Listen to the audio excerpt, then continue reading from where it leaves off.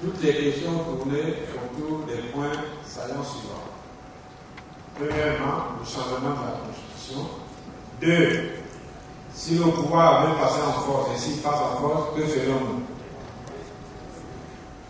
Troisièmement, que ferons-nous pour nous faire entendre à travers le pays?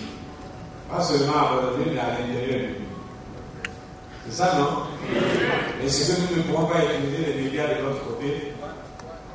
Quelle stratégie? Donc ça tourne en gros autour de tout cela. Quelques suggestions ont été faites. Bon, mais les présidents vont pouvoir, autour de ces trois thèmes principaux-là, essayer d'apporter notre compréhension.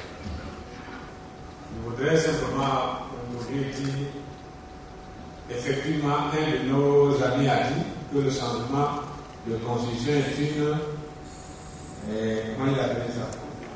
C'est une diversion, en gros.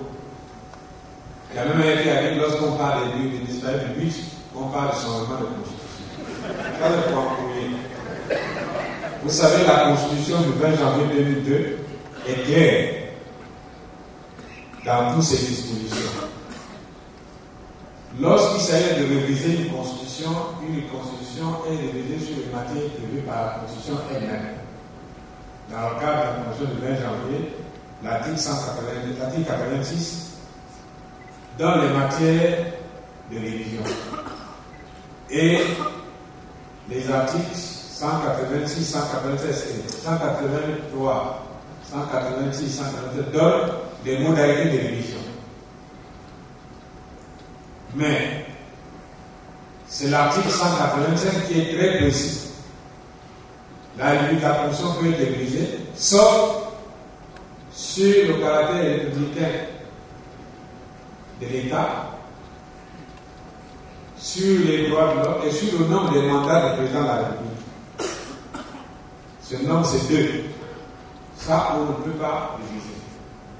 Mais aujourd'hui, la question que nous pouvons nous poser, alors que des initiateurs de cette constitution savent très bien pourquoi ils avaient introduit cette disposition, pourquoi à la fin du deuxième et dernier mandat de Denis Sassou Nguesso, ils en viennent à penser au changement de constitution.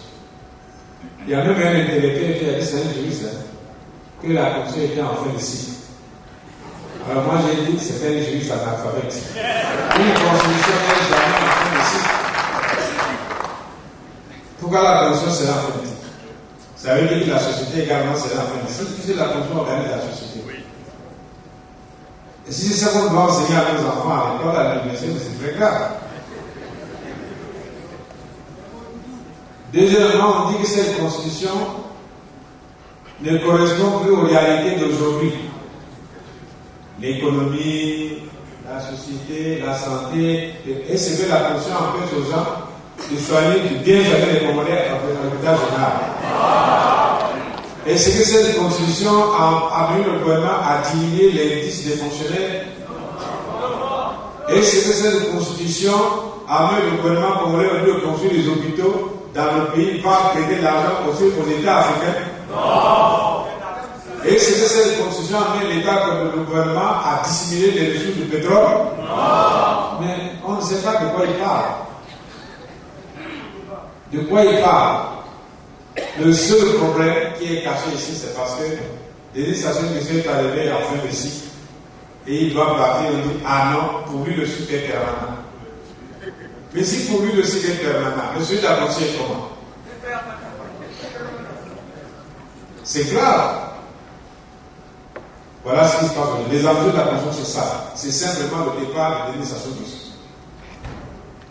Il y a un qui a dit, vous l'avez dit ici, mais les autres font les mois à l'intérieur du pays, on voit les mobilisations et tout ça, et vous, qu'est-ce que vous faites?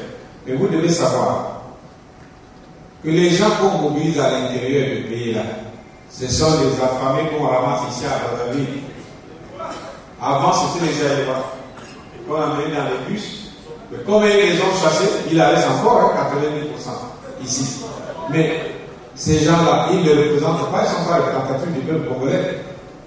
On prend les gens, on met dans les bus, dans les trains, on va dire quelque part, voilà le peu de tel district, de telle religion a dit oui au changement de la constitution. C'est faux, c'est du mensonge.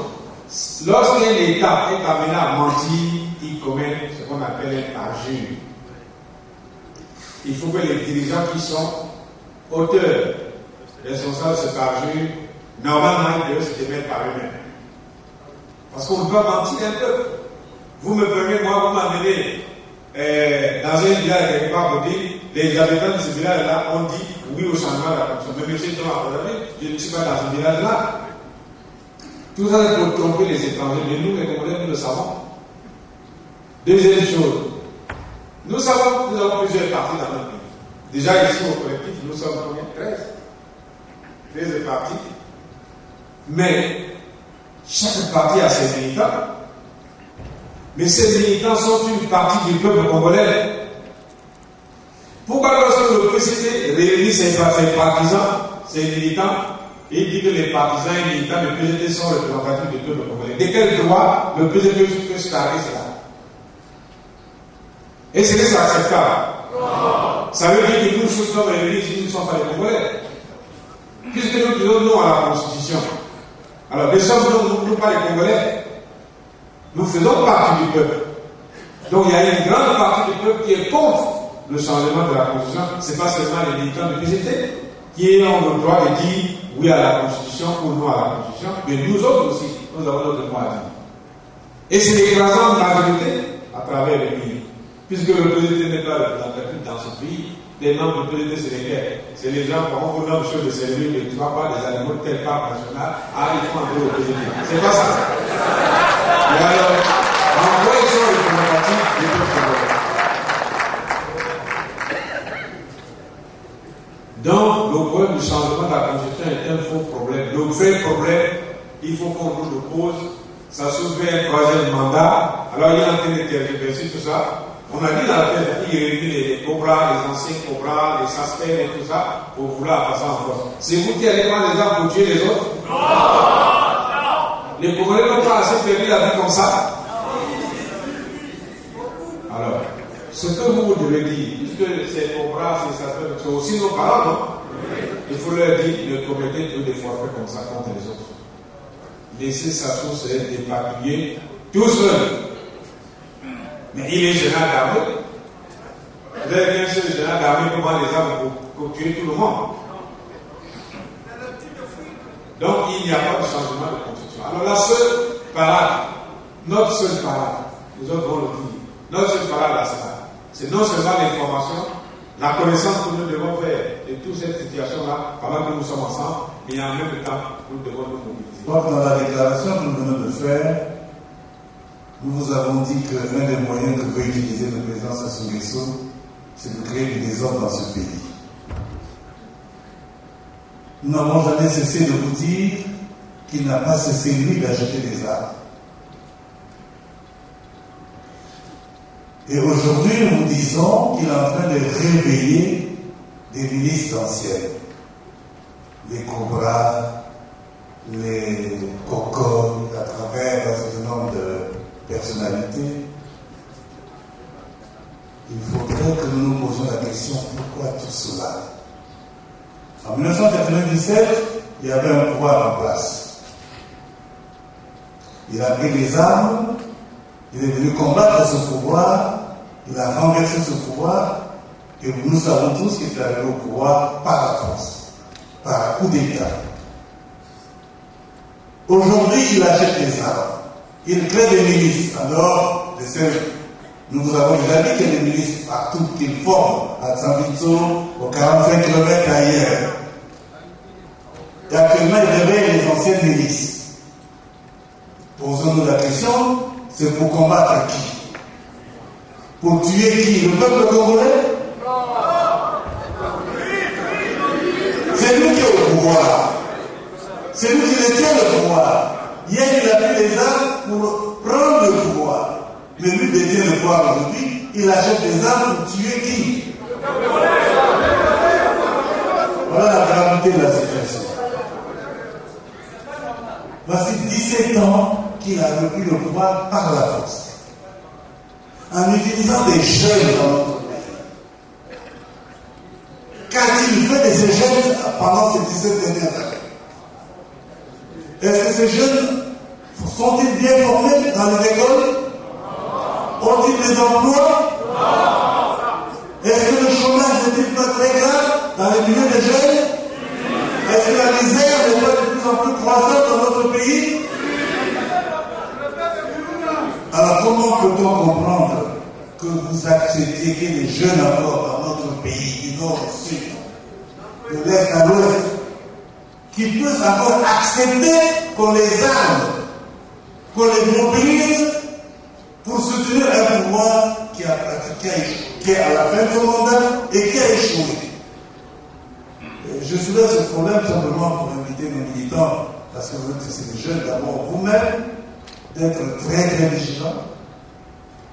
Parce qu'aujourd'hui, l'un des moyens, et notre moyen qu'ils utilisent, c'est l'argent. L'argent. L'argent de la République. Vous voyez, tout à l'heure, on a parlé des bourses qui ne sont pas payées. On connaît de nombreux retraités qui ne touchent pas leur argent. Mais le président Sassou Nguesso utilise l'argent public pour faire son propre lobbying à l'intérieur du pays comme à l'extérieur. Des sommes folles. Ce qui fait que c'est un danger qui est là, qui gagne tout le monde. Il faudrait que les jeunes Congolais ne se laissent pas aller. Il vaut mieux que leur situation soit réglée, qu'on développe le pays, qu'on trouve concret des emplois, plutôt que d'accepter de prendre les armes pour tuer leurs propres parents. Nous voulons donc profiter de cela pour vous dire que dans les quartiers où vous vous trouvez, vous êtes en contact avec différents jeunes. Entre vous, il faut se dire une chose, il faut se donner un mot d'ordre, de ne pas accepter de se laisser prendre par ce piège que ça soit encore en train d'attendre pour une autre fois. Nous voulons donc attirer votre attention là-dessus. Il n'y a pas de raison que Sassou continue à utiliser les mêmes méthodes qu'il a fait en 1997 et qu'il le refasse encore en 2014, en 2015, en 2016. Le peuple congolais ne peut pas être aussi dupe que cela. Les jeunes ne doivent pas se laisser berner de cette manière. Je voulais juste profiter de cette occasion pour soulever cette question parce qu'il s'appuie énormément là-dessus. Je ne sais pas si vous le réalisez. C'est dans cette salle de Bongara, qui est maintenant un grand défenseur de Sassou, avec l'ancien appel à Sassou pour dire, Monsieur le Président, les feuilles ne veulent plus de vous, les arbres ne veulent plus de vous, vous n'avez plus qu'à partir.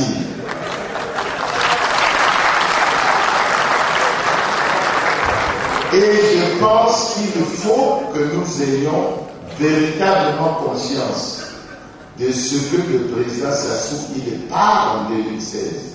Mais il faut que nous nous mobilisons et que nous travaillons pour que nous ayons effectivement ce pouvoir.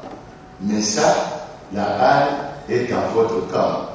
N'ayez plus peur. Vous nous écoutez sur les médias, vous nous écoutez dans les manifestations. Le 15 juillet 2009, il y avait les dirigeants qui étaient dans la marche pour ne pas dire que si on devait tuer les gens, eux, ils devaient épargner. Alors, nous sommes debout.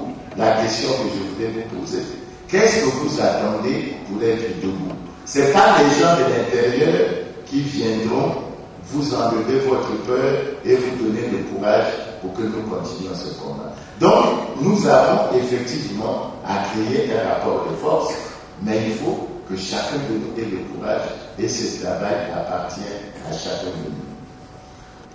Il faut faire la distinction entre ce que le pouvoir est en train de dire en termes de dialogue national. Parce que tout le monde maintenant parle de dialogue national. Parce qu'il pense quoi? Il pense à un dialogue du type de Brazzaville en 2009, du type de Evo en 2011 et du type de Tunisie, où ils viennent en imposer un ordre du jour avec un point. C'est le troisième mandat de Denis Sassou Nguesso. Citer ce genre de dialogue, nous ne l'accepterons pas parce qu'une donnée doit être déjà considérée comme une donnée qui s'impose à nous. C'est le départ de Denis Sassou Nguesso en 2016. Et lorsque nous abordons un certain nombre d'aspects, 2016, même plus loin, vous aimez le titillant ce qui concerne le nombre de jours. Lorsque nous avons fait le meeting le 9 mars 2013, vous pensiez qu'il y en avait beaucoup. Il y en avait à l'époque 1254. Aujourd'hui, il n'en reste que 760. C'est-à-dire que dans un mois, il nous restera exactement 2 ans.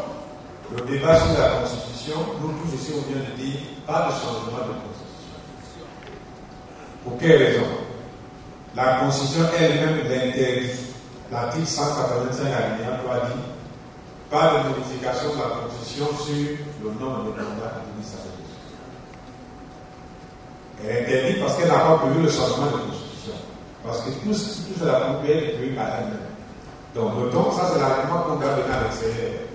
La Constitution elle-même n'a jamais prévu un changement de Constitution. Le deuxième argument, c'est que le débat qu'on nous impose aujourd'hui, en réalité, ne vise qu'un 3e mandat pour guérir certaines questions. Mais la Constitution elle-même dit qu'il faut seulement 2 mandats. Par conséquent, on ne peut pas changer pour 3e mandat de guérir certaines questions. Il a fini et il s'en va. On est d'accord là-dessus? Notez ça, c'est ça qu'il faut expliquer à l'extérieur. Parce que notre rôle ici, cette Assemblée générale, avait pour objectif d'informer nos militants et les militants à leur tour informer les autres qui sont absents, les populations congolaises, les gens qui sont autour d'eux et les amis. Pourquoi nous sommes contre le changement de Constitution? Parce que la Constitution n'a pas prévu cela. Et deuxièmement, l'intention du 3e mandat constitue le seul motif pour donner sa question pour changer la Constitution. Or, nous ne sommes pas d'accord sur ça. 3e motif qui nous empêche, qui empêche le changement de Constitution, c'est la politique. Elle est mauvaise, elle est catastrophique, elle appelle une autre politique. Notre pays appelle une autre politique. Si nous donnons un 3e mandat à l'administration, est-ce qu'il changera la politique? Non. Il va appliquer la même politique catastrophique et ça va mettre le pays encore davantage dans le but. Donc par conséquent, il faut que ça s'arrête. Nous avons besoin d'une autre politique. Alors pour qu'il y ait une autre politique, on n'a pas besoin de changer de conscience pour lui donner un 3e mandat. Et ce même changement de conscience, si on le fait, Jean-Yves l'a dit tout à l'heure, il y a des changements de toutes les institutions, y compris l'institution président de la République. Vous croyez que Sassou va dire ici, ah, moi, on m'a dit les partis, je m'en vais. Dans cette salle-là, en 1991, dans cette salle, pendant que la conférence nationale se tenait, lui, il préparait une attaque, il parlait des congrès. Vous ne savez pas ça? En 91, il pensait qu'on allait le faire partir, alors il préparait bien l'attaque. Donc c'est quelqu'un qui est habitué à des coups de force. Voilà le problème. Alors, donc changer de constitution, c'est pour nous amener dans cette crise-là, pour que les Congolais meurent encore. Nous ne voulons pas ça. Donc pour toutes ces raisons-là, il ne peut pas y avoir changement de constitution. Mais, puisque en 2014, en 2016, doit partir, nous avons vu que le recensement administratif spécial qui a été fait, on a dit qu'il était mafieux. Ce n'est même pas un recensement de corps électoral. Donc il n'y a pas de corps électoral. Il nous en faut un pour aller aux élections. Le découpage électoral qui est fait dans ce pays est un décret unique qui favorise seulement le PCT. La loi électorale ne favorise que le PCT.